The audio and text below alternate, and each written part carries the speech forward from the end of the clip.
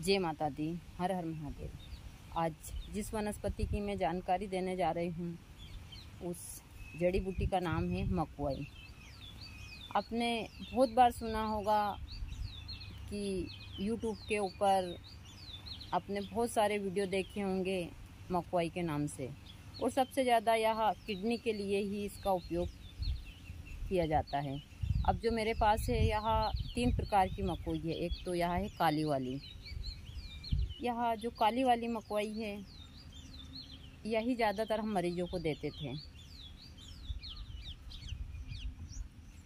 दूसरी है यह लाल वाली, इसको भी दिया जाता है। ये दोनों एक ही प्रजाति की है लेकिन इनमें थोड़ा सा कलर में फ़र्क है। और एक यहाँ है बड़ी वाली, इसको गांव में बोलते हैं चिरपोटी, और इससे इसको संस्कृत में मकवाई बोलते हैं। सब सब क्षेत्र में अपने अपने हिसाब से जानते हैं, लेकिन वे पौधा देखकर तो हर कोई पहचान सकता है कि यह मकवाई का पौधा है। तो सबसे ज़्यादा यह किडनी के मरीजों को दिया जाता है, जिनको किडनी में इन्फेक्शन होता है या फिर सूजन होता है।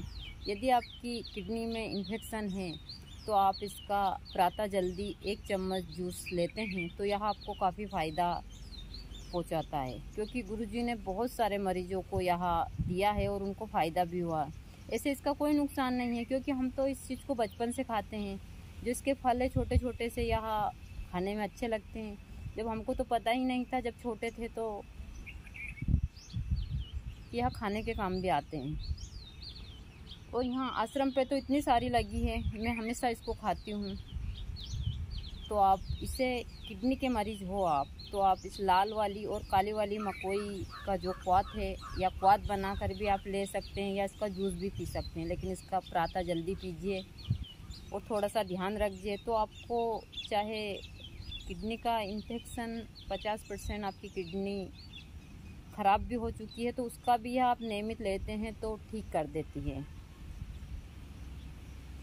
दूसरा, यदि आपको सूजन हो तो सूजन के लिए तो यह बहुत ही इतनी अच्छी औषधि है कि आप सोच भी नहीं सकते।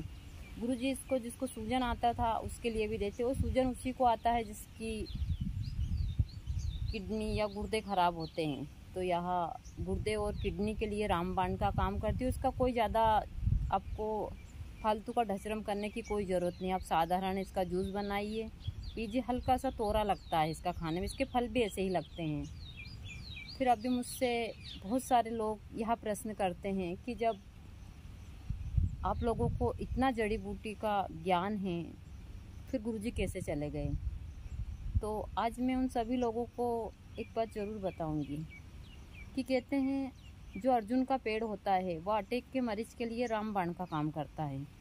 यहाँ पर गुरुजी ने 10 से 12 अर्जुन के पेड़ लगाए हैं और उनकी छालें मरीज को देते भी हैं। लेकिन गुरुजी ने अपनी बहुत सारी पोस्टों में डाला होगा कि वह थोड़े से आलसी टाइप के थे। मैं देती थी तभी लेते थे, वो ऐसे नहीं लेते थे। और ना तो दवाई गोली लेते थे वो, बस हाँ पूजा पाठ पे ही सबसे ज़्यादा ध्यान देते थे। मैं बहुत कहती थी, उनका शरीर बहुत मोटा भी हो चुका था, काफ़ी चर्बी हो चुकी थी शरीर में। मैं बोलती थी हमेशा, लेकिन वो जिद्दी किस्म के इंसान थे। वो कहीं भी सफ़र पे जाते थे तो मैं अर्जुन की छोटी छोटी सी सुपारियाँ बनाकर उनके बैग में रखती थी, लेकिन उसको भी नहीं लेते थे। मैं साथ रहती थी तो ही उनको खिलाती थी। अब इस बार मैं साथ नहीं थी तो शायद, और फिर वहाँ से आने के बाद तो कोई नहीं रोक सकता। जब कहते हैं कि जब इंसान जन्म लेता है उसी समय उसका समय तय किया जाता है, तो उसको तो हम कभी नहीं बदल सकते। वरना गुरुजी को इतनी सारी जड़ी बूटियों का अनुभव था, उनको ज्ञान था, और उन्होंने हज़ारों जिंदगियां बचाई है, ये मुझे भी पता है और सब लोगों को पता है। यहाँ ग्रामीण क्षेत्र में वो फ्री सेवा करते थे। उन्होंने इतनी जिंदगियां बचाई है कि मैं बता नहीं सकती। हर क्षेत्र में, चाहे वहाँ बाहरी बाधा से लेकर हो या बीमारियों से लेकर हो, वो सारी चीज़ों को ही समझते थे और लोगों की मदद करते। यहाँ तक कि बहुत सारी जो छोटी छोटी बीमारी के जो गांव के डॉक्टर लोग होते थे वो भी यहाँ भेजते थे कि आप आश्रम पर चले जाओ। कोई ही ऐसी बीमारी नहीं थी जिसकी दवाई गुरुजी नहीं देते थे, और यहाँ आश्रम पर नहीं लगी है। लेकिन मैं इसको ईश्वर की मर्जी मान सकती हूँ कि आज गुरुजी मेरे साथ नहीं हैं, और जो लिख दिया है वह तो चाहे आप कितने बड़े डॉक्टर हो, कितने बड़े वैद्य हो, यह आप कोई भी हो, जब आपका समय तय हो जाता है तो आपको जाना पड़ता है। मैं अपनी नहीं बोल सकती मैं कल रहूँगी नहीं रहूँगी। जो कहता है कि नहीं मैं इतने साल जीऊँगा, उसके घर का किसी को नहीं पता है। तो इसलिए अब जिनके दिमाग में चीज़ें हैं वह आप सोच सकते हैं कुछ भी, लेकिन सही तो यही है।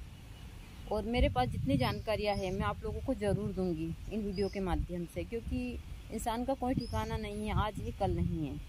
तो आप किडनी के लिए इस वनस्पति का ज़रूर उपयोग कीजिए, आपको ज़रूर फ़ायदा होगा। ऐसे तो इसके बहुत सारे आयुर्वेद में उपयोग है, लेकिन सबसे ज़्यादा यह किडनी और गुर्दे के लिए ही है। यदि आपको किडनी और गुर्दे में इन्फेक्शन है तो आप साधारण तरीके से 1 चम्मच जूस इसका लीजिए। हल्का सा या तोरा लगता है तो आप थोड़ी सी शुगर डाल सकते हैं, यदि आप शुगर के मरीज़ ना हो तो अब आगे मैं और भी वनस्पति की अपने वीडियो पर जानकारी दूंगी आप लोगों को। मैं हमेशा देती रहती हूँ, क्योंकि जितनी सारी वनस्पति है मैं एक एक कर सबकी जानकारी दूंगी, और जो सही जानकारी है आपको वही मिलेगी और वही पौधा मिलेगा, क्योंकि हम अपने साथ कुछ लेकर नहीं जा रहे हैं। मैं एक साधारण ज़िंदगी जीती हूँ और साधारण इंसान हूँ ना। मैं अपने आप को कभी ऐसा बताती हूँ कि नहीं भाई मैं कोई बहुत महान हूँ। जो अनुभव मुझे है और जो गुरुजी मुझे बता कर गए हैं वह मैं ज़रूर जनहित के लिए वितरण करूँगी।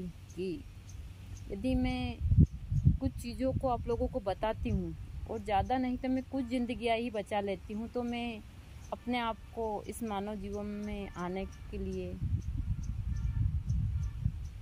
धन्यवाद दूंगी कि मैंने किसी की ज़िंदगी बचाई है। तो आप यहाँ प्रयोग ज़रूर कर देखिए और अपने जीवन को स्वस्थ और सुंदर बनाए रखिए, क्योंकि आपका जो जीवन है वह आपके साथी के लिए और आपके बीवी बच्चों के लिए सबसे ज़्यादा महत्वपूर्ण होता है, क्योंकि उसकी कीमत वही जानता है जो आपके अपना करीबी होता है। किसी को कोई फ़र्क नहीं पड़ता किसी के जाने से, फ़र्क पड़ता है तो आपकी पत्नी, आपके बच्चे और आपके अपने लोगों को। तो आप यह प्रयोग कर देखिए, आपको ज़रूर